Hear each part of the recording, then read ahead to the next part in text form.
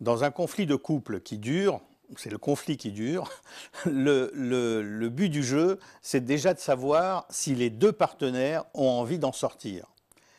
Parce que les règles majeures qu'il y a, les lois qu'il y a dans un couple, c'est est-ce qu'on veut régler des comptes ou est-ce qu'on veut régler la situation?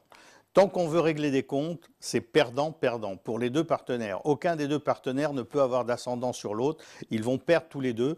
Même celui qui croit avoir évacué sa colère en disant tout ce qu'il reproche à l'autre, il va évacuer sa colère, point à la ligne, et rien d'autre. Il ne changera rien dans le climat conjugal, voire dans comment on avance dans ce couple.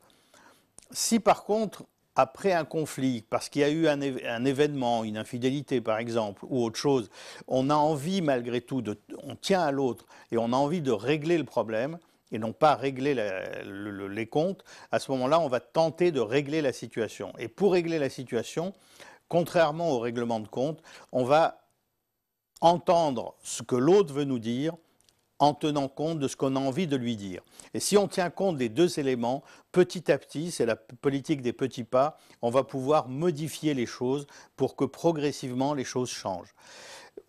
Ça ne peut se faire que si on tient à l'autre. Si on ne tient pas à l'autre, les copains et copines, entre guillemets, vont pouvoir dire plein de conseils pour le règlement de compte, aucun conseil pour le règlement de situation. Et l'objectif, c'est de régler la situation. C'est le plus difficile, mais c'est le plus efficace. La politique du règlement de situation, c'est vraiment les causes diplomatiques nationales et internationales, sauf que là, c'est au niveau du couple. Et c'est ça qu'il faut pouvoir mettre en place pour que petit à petit, les choses puissent réellement changer. Et c'est changeable. Même quand il y a un grand conflit, on peut aboutir à des vraies solutions.